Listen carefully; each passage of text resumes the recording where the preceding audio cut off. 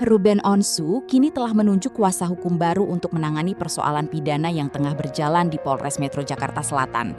Penunjukan kuasa hukum ini dilakukan secara khusus untuk menangani perkara pidana yang sedang dihadapi Ruben.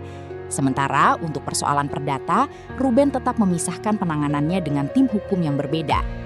Langkah tersebut sengaja dilakukan agar masing-masing kuasa hukum dapat lebih fokus menangani perkara sesuai bidangnya, sehingga proses pendampingan hukum terhadap Ruben Onsu bisa berjalan secara maksimal. Maci Ahmad, selaku kuasa hukum baru Ruben Onsu, mengatakan pihaknya akan terus mengupayakan penyelesaian melalui jalur restoratif justice dan perdamaian. Menurut Maci, upaya tersebut dilakukan karena kliennya memiliki niat baik untuk menyelesaikan persoalan yang tengah dihadapi secara kekeluargaan dan mencari jalan keluar terbaik bagi seluruh pihak. Tapi kami fokus menyelesaikan masalah karena ini statusnya Ruben sudah tersangka ya. Kami mendapatkan cara-cara penyelesaian untuk mediasi restoratif justice dan mencari titik temu dari benang merah. Dari klien saya Mas Ruben juga ini kok berniat baik juga dan tetap tidak panik juga, bersabar dan fokus untuk menyelesaikan.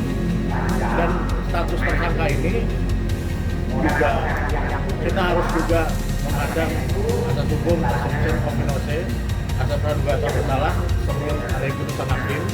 Makanya kami ingin netizen juga dan pihak media untuk menahan dengan media berita-berita yang belum pasti kebenaran Mas Ruben ini bersalah atau tidak, karena kan masih proses kepolisian dan kita mengutamakan jalur-jalur untuk penyelesaian dan perdamaian. Meski saat ini Ruben Onsu telah menyandang status tersangka dalam perkara tersebut, Maci menegaskan bahwa proses hukum masih berjalan dan status tersebut belum dapat dimaknai sebagai kesimpulan akhir atas perkara. Pihaknya pun meminta agar seluruh proses hukum tetap dihormati, termasuk dengan mengedepankan asas praduga tak bersalah. Asas tersebut penting untuk diperhatikan, baik oleh masyarakat maupun institusi yang menangani perkara, karena seseorang yang telah ditetapkan sebagai tersangka tetap memiliki hak-hak hukum hingga adanya putusan pengadilan yang berkekuatan hukum tetap.